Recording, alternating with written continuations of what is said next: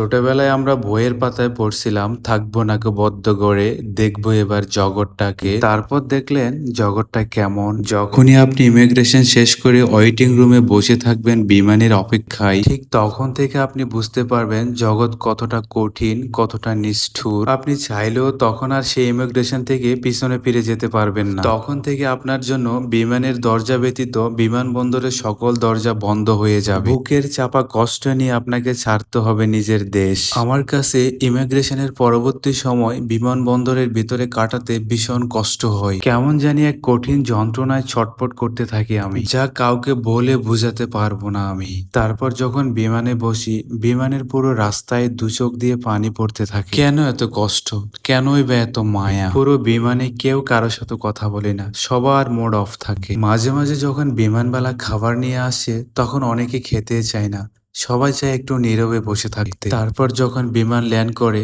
তখন বাহির হওয়ার জন্য কেউ আর তাড়াহুড়া করে না। ধীরে ধীরে সবাই বাহির হয়, কিন্তু কেউ কারোর সাথে কথা বলে না। তারপর সবাই চলে যায় নিজ নিজ কর্মস্থলে। শুরু হয়ে যায় সবার জীবন যুদ্ধ। খোলা আকাশের নিচে যদি জেলখানার জীবন অনুভব করতে চান তাহলে নিশ্চিত প্রবাসী হয়ে যান, কারণ এ জীবন জেলখানার থেকেও কঠিন। এখন আর কোনো শখ নেই আমার, যা শখ ছিল সবই কবর দিয়ে দিয়েছি আমি। বয়সটা শখের, কিন্তু আমি প্রবাসী। দেহের ঠিকানা বিদেশ হলেও মনের ঠিকানা সে মায়ের আঁচলে। নিজের শখের বয়সটা এ দূর প্রবাসে এসে একা একা কাটিয়ে দিয়েছি।